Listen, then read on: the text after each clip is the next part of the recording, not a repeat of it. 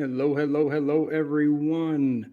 This is Ryan McMullan with Beast Leadership. This is our very first LinkedIn Live running through StreamYard.com. And this will be our first LinkedIn Live with a guest. Our guest today is Rob Pallante with Mindset Body Bank.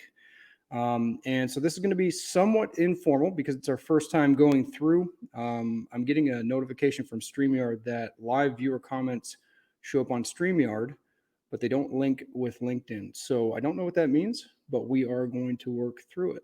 And right after this one, we've got a LinkedIn Live with 𝗕𝗃𝗍𝗍 freezing up a little bit. 𝗕𝗃𝗍𝗍 from Lockheed Martin is our second interview. So let's see if we can get Mr. Pallante in the stream here. I see him. Rob, do we have you, sir? I think, are live. Very good. I was just telling our viewers, which I don't even know if we have any yet, we're streaming from StreamYard, and this is our first go around, so we're going to keep it pretty lighthearted, and we're going to all learn together. So I'm going to make sure we're StreamYard. keeping it on. I'm able to do a split screen. So, hey, here we go. Rob, welcome to the show. Really appreciate you coming on, and it was great to be your guest just the other day. Yeah, Ryan, I appreciate it, man. This is a great thing. Conversations are always healthy and fun. Oh man, especially when we're like-minded folks, and a guy like yourself, you got an awesome story that I hope you get to share with everybody. But we'll get right into it.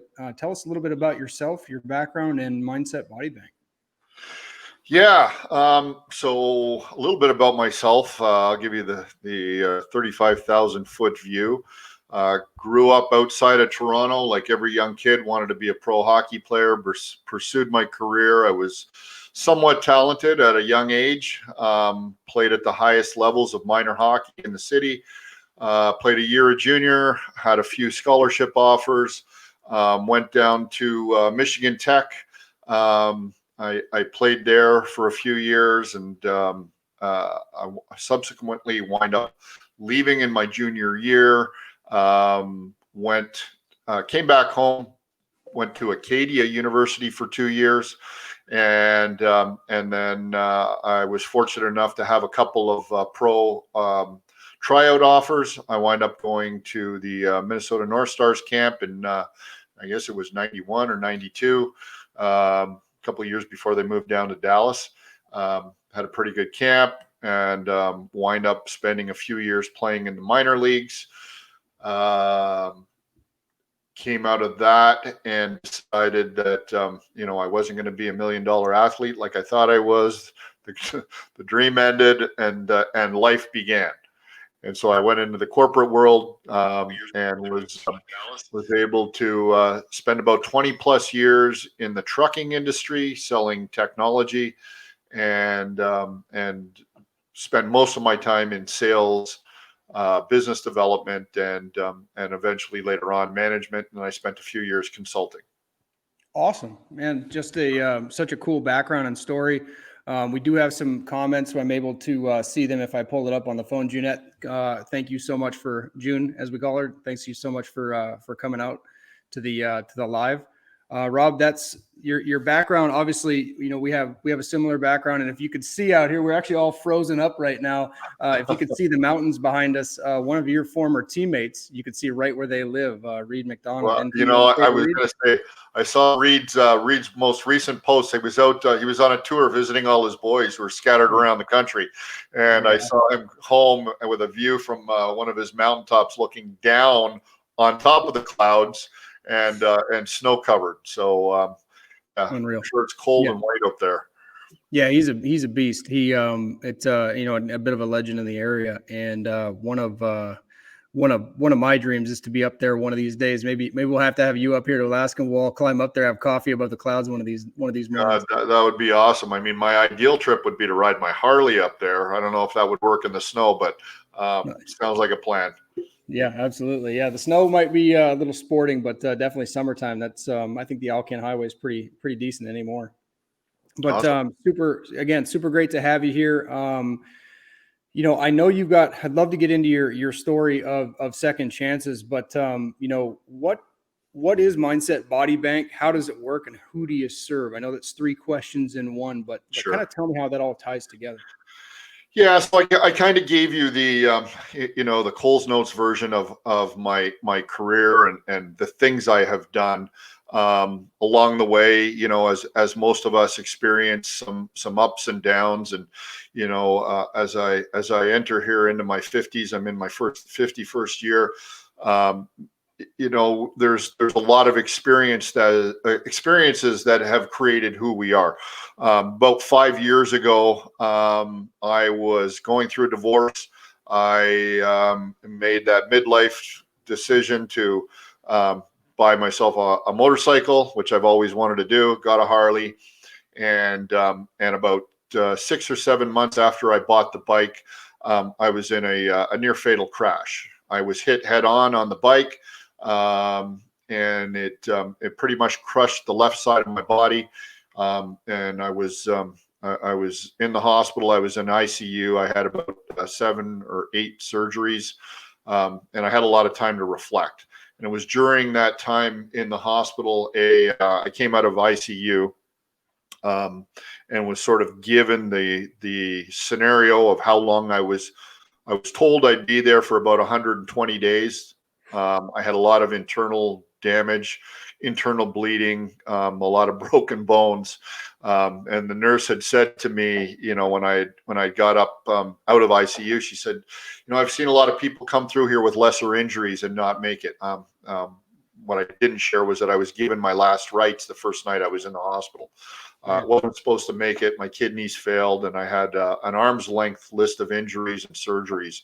Some they didn't even know about for a week or so because they were so focused on stopping the internal bleeding. I had tears in my aorta, ruptured spleen, punctured lungs, broke all my ribs down the front and the back, and a bunch of other stuff. So I was very fortunate to be there. And this nurse's comments were, we've seen people with lesser injuries not survive. You've been given a second chance at life. Don't waste it. And at the time, it doesn't mean much. You're sitting there and you're just, you're taking minute by minute, breath by breath. It was very painful.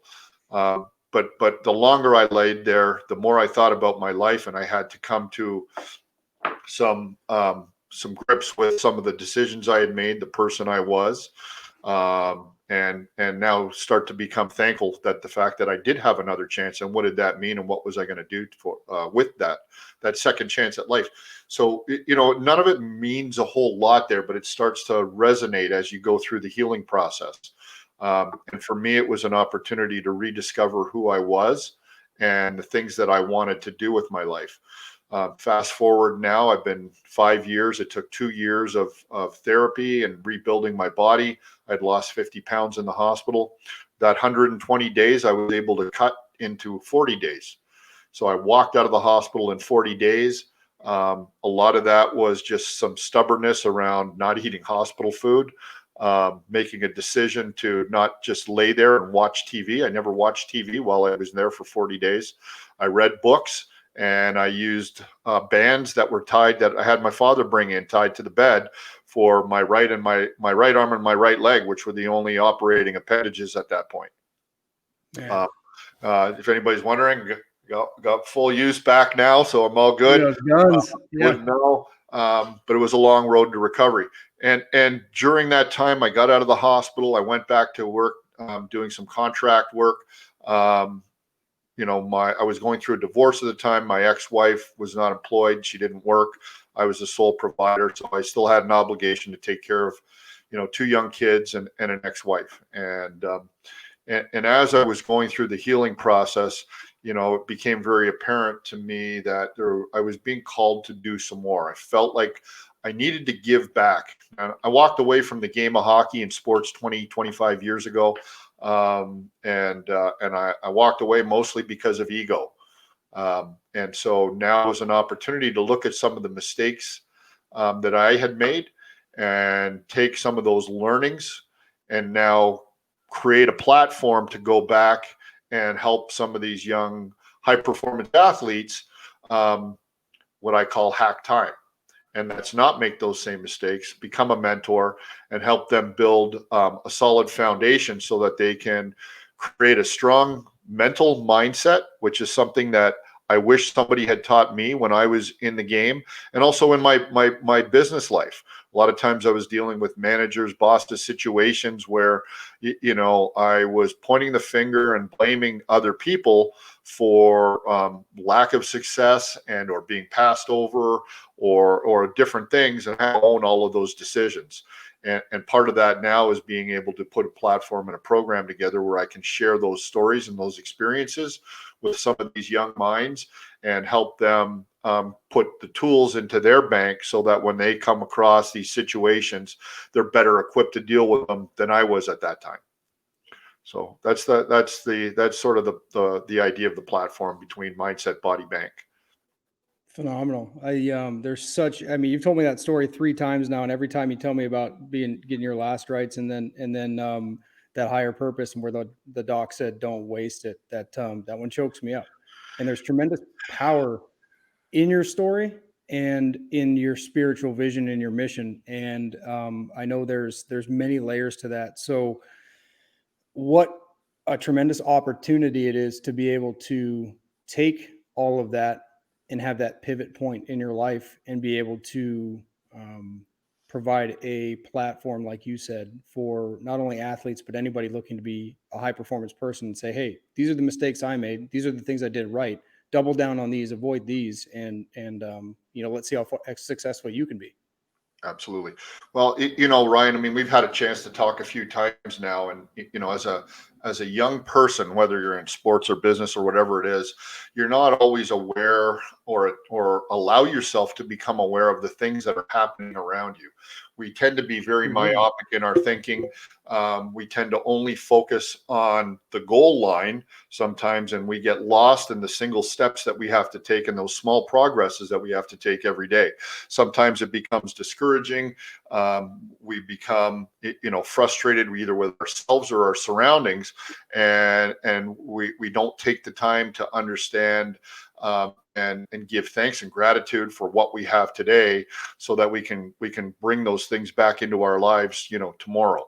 And I know I was certainly guilty of that many, many, many times, right?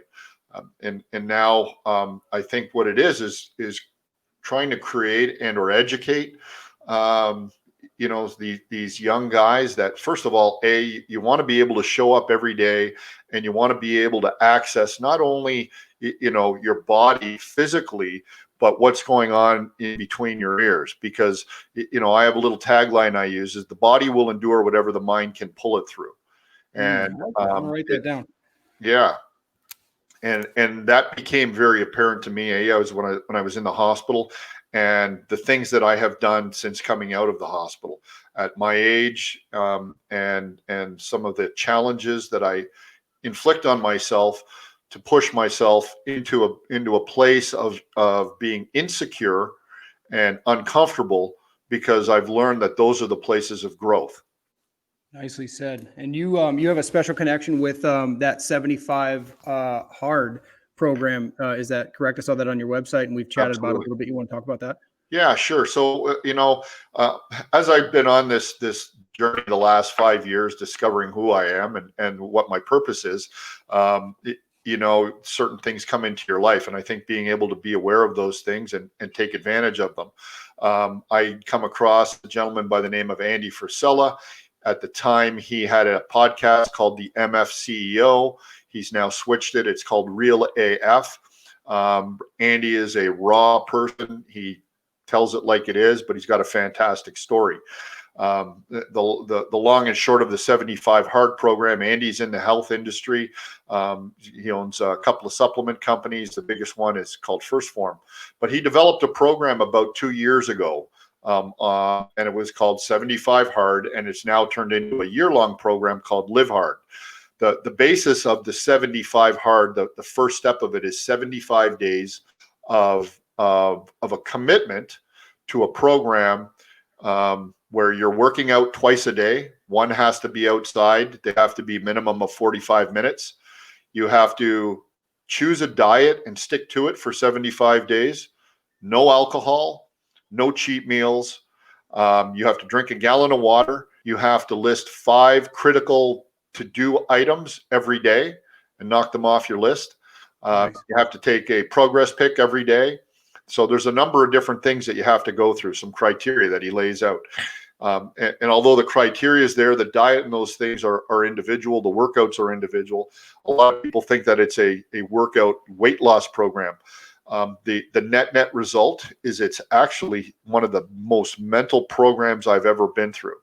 And I did it this past January. I'm now in what's called, or I'm heading into phase 3 in December. So I've done 75 days, which is the kickoff. I've done phase 1, and they had a couple of different components into phase 1. And phase 1 is a 30-day program. And then you take 30 days off between phase 1 and phase 2. I've completed phase 2. And again, a couple other little nuances. You can go and just, Google 75 hard, and they'll list out all the details of it. And now I'll be heading into phase 3. And right when I finish phase 3, I start my year 2, right into 75 hard. And so that program alone, in January, it set the bar for me. I was 245 pounds at the end of the 75 days. I was 218. I was in the best shape that I've been in since my playing days, probably better than my playing days. It helped me recover from a number of the injuries from my accident, and it put me into a mental place that when I'm not on the program, I can't wait to be back in it. And it starts to create habits, and we know that routine and habits become essential to how we live our life, our health, our wellness, our finances, and our mental state. And if you don't have the right habits and the right routines, then those are the things that are probably contributing to, your feelings of uncomfortable, of being uncomfortable, or not in the right place, or, just showing up for work, or your health, or your diet. Awesome. I saw something recently, and I'm gonna paraphrase it, but in that book, Atomic Habits, the author says we don't fail to the level of our goals; we fail to the level of our systems and our habits. Have you read that one? Yeah, absolutely. Great book. Absolutely. Great book. Great book, Atomic Habits. Awesome. I love how this is just bringing it back to Mindset Body Bank and who you are, Rob. It's like, what I really, really resonated with you is your transparency, your honesty, and your humility, and then how you literally live and embody everything that you teach, not only young athletes, business people, people you consult with, but you've been there, done that, and you're coming through authentically, and people can connect with that. And so people that work with you, what's probably, well, let me finish the compliment first. It's just something I really, really appreciate about you. And I really look forward to more of these, because you can't help but connect with that authenticity when somebody shows it like you do. So thank you for that. I appreciate that. If I can just make a comment to that too. Look, I think we all go through our lives and we try to aspire to be someone, right? And I know, before the beard and the backwards hat and, the tattoos and everything, I was trying to be what I thought people wanted me to be. And I was never, and I had the houses, and I had the BMWs and the Audis and all the material things and the fancy suits. And I never really felt comfortable in my skin. And it wasn't until I made that decision that, that I was going to walk away from corporate, and I was just going to be vulnerable, check my ego at the door every morning. And it's okay to make mistakes, and it's okay to be wrong. It's not okay to try. And, and somebody had made a comment to me, you can, one of the biggest mistakes you can make is trying to make everybody happy. And you can't do that. So you got to make yourself happy. If you want to make everybody happy, they said sell ice cream. Well, I'm not selling ice cream, but I'm selling myself, right? Yeah. And and if you vibe with me and we get along, that's great. And if you don't, great. God bless you. Go your way. But I can only be true to myself. And I think more people need to look in that mirror and be accountable to that person that they see in that mirror, and quit trying to be what somebody else wants you to be. And that's one of the big messages I share with with the guys that I work with. Nicely said, and incredibly well done. I want to go back to the comments real quick, and because it's so ironic that of all people to join us today is Calvin Larson, who actually reminded me when you and I first talked. Calvin, you reminded me of Calvin. Calvin's a few years older than both of us, but not many. He's a spring chicken. Nice. I know he's laughing down in Florida right now, but Calvin was given he said being in the comments here, he said being given a second chance is a gift, and it's a great motivator if the individual realizes what a wonderful gift that it is. And Calvin was a former professional water skier in I believe Atlantic City. He might comment in and correct me, and his son was too. And Calvin has some stories about being a young man and being very aggressive, and then he almost passed away as well as a result of a very unique accident that happened at work. And long story short, he became a health and safety professional after that, and was one of the most professional health and safety advisors I've ever worked with. So he's retired now, but it's great to have him on the show, and not surprising that he showed up today. Yeah, I'll tell you, it's people say, I recently had a young man following me on my Instagram account, and he goes, he said, geez, we seem to be having a lot of similarities. What brought you to this point? And I said, well, it was a near-death accident that almost ended my life, that actually gave me an opportunity to save my life. And being able to look at those things, and pain is something that I think we all need to be able to deal with, and we deal with them in different ways. And I'm sure there's people that, I know there's people in much worse off conditions than I was in, but it's what you do with those second chances and those opportunities, right? Do you come back and do you feel sorry for yourself? Do you wallow in it? Do you, look for pity, or do you try to get up and go out and do something? And I found the biggest gratitude for me is being able to help somebody else, and recognizing how I can be of service and give back is the most rewarding thing that I can do with the rest of my life. Man, I nothing else to say on top of that. That's just phenomenal. One of the things that I haven't shared with you in our conversation so far is I had not a near-death experience, but I had a very injury that put me on my back for 30 days, and they said it was going to be something similar a few months. I actually almost took my right leg off with a chainsaw in 2009. And you don't usually hear too many second chances with chainsaws, and it actually hit me right in the joint at the top of the ankle. And I was very, very fortunate that all it did was tear up the tendons there. So they're rebuilt. And I like to joke that it's my extent of my musical ability that I'm part piano wire. That's all I've got. But I'm part musical instrument. But it definitely had I nothing as serious as yours, but I had a lot of time to sit and think about the direction that things were going, how kind of hard charging I was into projects like cutting down trees, or really anything I was going at. It was all throttle and no real thought. And the enthusiasm, I'm somebody that shows up a lot of enthusiasm just naturally, but I definitely had to think a little bit more about strategy and maybe a pros cons approach to a lot of things. And that's something that served me well. And then checking the ego, I think, was a lot. I had a like we all do when we're younger, we have a view of, get back and watch me, I'll get it done. And that was one of those events where I didn't have a doctor telling me, I didn't meet my last rites read to me by any means, but it was definitely one of those times where somebody touched my shoulder and said, you might want to think about the direction you're going right now. Yeah, absolutely. Well, we all have these decisions to make, right? And that's, and part of getting old is it's experience, and being able to take those experiences and share them with people that are willing to listen. Hopefully young minds, and you can help, straighten out the curve for them so that they don't make those mistakes. And I'm not saying, kids need to, or young people need to do exactly what we say, because everybody's got to find their own way. And part of doing that is by making mistakes. If you're not making mistakes, you're not trying. Right. And there is no playing. You can't really play it safe.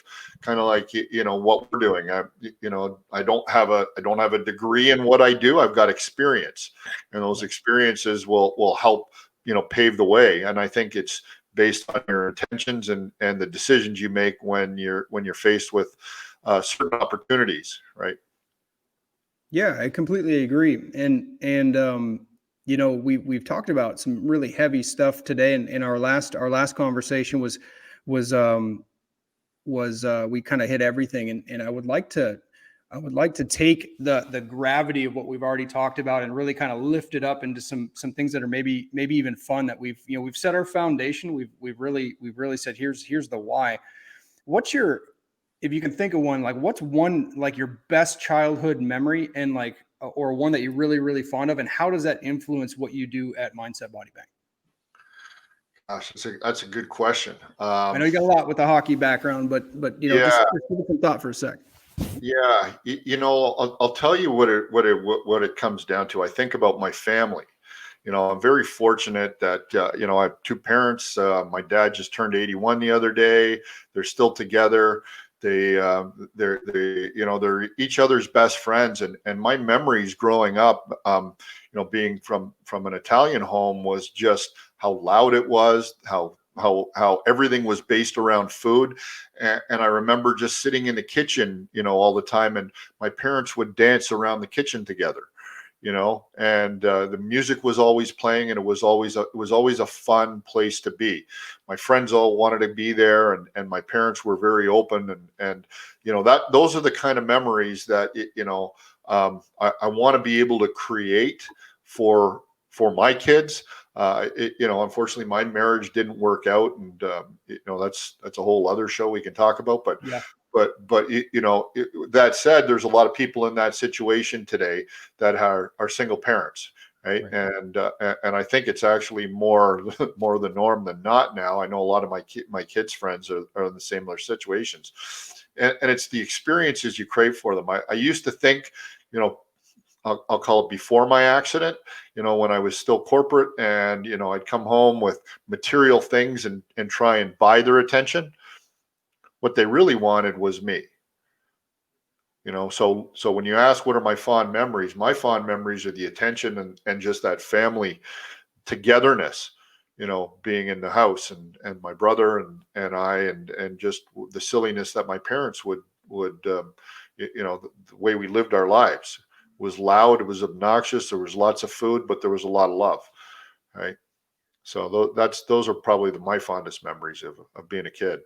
That's amazing. I have my grandfather, who my grandma had passed away a year prior to him, and my son got to meet him down in Phoenix when they basically had to stay down there because of the heat, but they couldn't come back to Alaska because of the cold. But there was one time we went down there, and the house was very similar. It wasn't an Italian family, but he always called it Norski, but the Swedish and Norwegian and Irish and all that together. And it was the first time that the house had a lot of ring to it. And I came around the corner, and he had a little glass of Crown Royal. It's about all he could handle anymore. And he was just had a big old smile on his face. So I've lived and felt that experience. And then again, after it had been gone for quite some time. So that's pretty awesome. Yeah. How do you bring that love, that awesome sense of family into what you do at Mindset Body Bank? Is that just kind of the basic foundation of everything, and you bring that passion to the table? Well, first of all, I think I wake up every morning and I'm excited about what I get to do. That's Right. awesome. And I used to be driven by dollars, and look, let's put it into perspective. We need money. We have to earn an income. Resources, yeah. But I'm not driven, and all my decisions aren't based on dollars and cents anymore. My decisions are based on how I can give back and how I can help. And so where that comes into play, it's starting to learn to be present in the moment. So one of the things that I encourage young guys is don't go too far down the path forward, right? I call it the finish line syndrome. They're so focused on the end and the end goal that they forget to appreciate and do the little things that are happening in front of them today, right? And if you're not thinking about that, now there's a whole thing we can go into about being prepared, right? And the small, simple steps that we can take every day, being present in the moment. As an athlete, you have to be present. You have to be present in the moment. You have to be aware. As an individual, as a person, we have to be present in the moment. You're not going to get the interview out of me if I'm thinking about, a meeting I've got in 2 hours with my accountant, or I've got to get dinner on the table. I'm giving you 100% of my attention. Right. Right. And so I think part of that is being aware of what's going on, what's happening to you right now, being present in the moment and appreciating those times. Phenomenal advice. Hockey was a great training ground for that, because if you focus on your mistake, I heard switching gears to pro football. Somebody, I can't remember the quarterback, but he had said, he was doing an interview with somebody from ESPN, something like that. And he said, what's the key to being a great quarterback? He said, I think he said a great receivers and a short memory. And he's, basically, like, you've got to be present, like you said. And I can really relate to that from athletics and how that's trained and transitioned into what we do and our careers after athletics. I believe that the earlier somebody can learn that their life is going to be completely different. Like I love how you even brought that full circle right to this present moment, in that we're giving each other our 100% attention right now. Look, every morning you get a chance to wake up and wipe the slate clean. You get up and you look in the mirror and you just wipe it off. Whatever happened yesterday, right? You can't change the past, but you can be present and you can start to challenge the future, right? So if you're focused on the past so much, you're going to keep drawing yourself back into that past. You can't change what's happened, So when I do this, kind of wipe the mirror clean, and then you get a fresh start, right? And I go through a number of different things in my morning routine and throughout my day. And part of the Mindset Body Bank program, the reference to bank is, are you making deposits in your life on a daily basis? So when you go through that checklist of, things that you need to accomplish throughout your day, whether they're critical tasks, being present, being there for your family, getting things done for work or whatever they are, at the end of the day, can you check those boxes and say, today I made a deposit? Or did you have a day where you're making a withdrawal? Because those days are going to happen too. But then guess what? You get to wake up the next day and you get to wipe that slate clean, and you get an opportunity to make another deposit. I love the accounting analogy. If you're making enough deposits, those will carry you through those days where you make a major withdrawal. And that's the whole idea behind the bank and the Mindset Body Bank, right? Nice.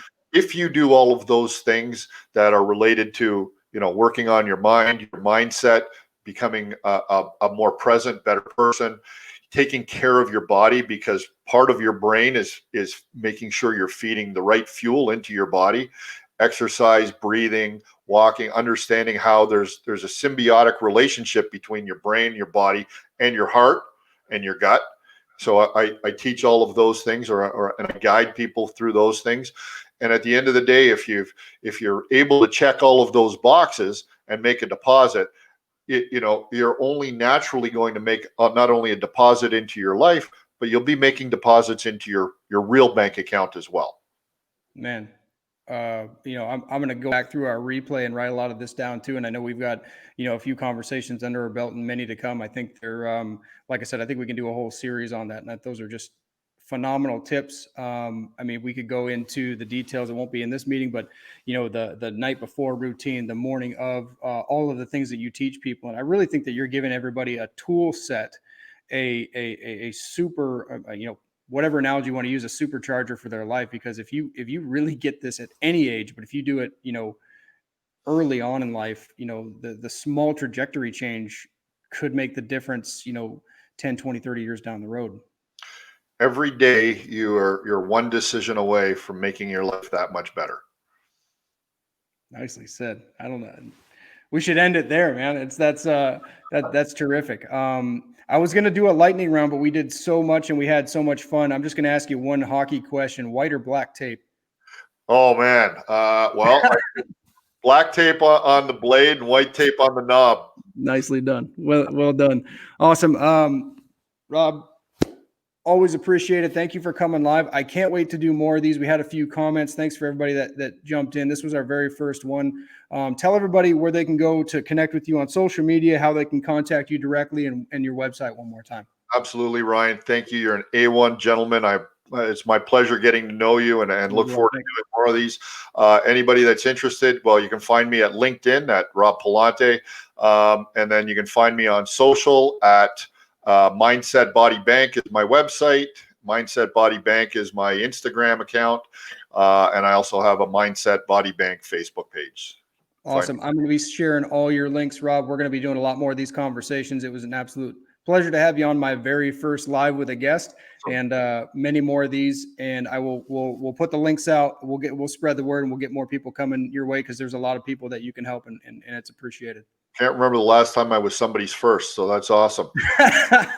Awesome, man. Well, I appreciate you, and I'm going to figure out how to turn all this off, and we'll do it again soon. Good stuff, Ryan, man. You take care. Have a good day. Bob. See you Thanks soon. for whoever was listening. Yeah, see you later. Take care. Bye. All right, everybody. Thanks for tuning in. If you're still here to our very first LinkedIn Live with a guest, Rob's like he said to me, he's an A1 class gentleman as well. So if anybody wants to come on these LinkedIn Lives, now that I'm not looking at two screens, I can look at the camera. Shoot me a direct message here on LinkedIn. Send me a text to my cell phone, 907-351-0568. I'm going to post the links to this once I figure out how to do that, and to Rob's account information. My platform is 𝗕𝗃leadership.com. I offer a free 20-minute coaching session for anybody who's serious about changing the quality of their life immediately. You can send me a text. You can send me a direct message. I absolutely would love to have you on this show right now. It is going to be called a show eventually. Haven't decided what we're going to call it yet. But hey, here's the thing. Authenticity, direct, transparency, and we're all getting better together. So thank you so much for joining my first LinkedIn Live. And not too long from now, we're going to be having our second guest. Why not? On our first day, we'll have two in a row. 𝗕𝗃𝗔𝗦𝗧, head of diversity and inclusion program at Lockheed Martin. We have a spaceman coming on. So we're really excited and to hear from him. We'll end this episode, and we will see you guys here in about an hour. All right. Take care, everybody. Thanks.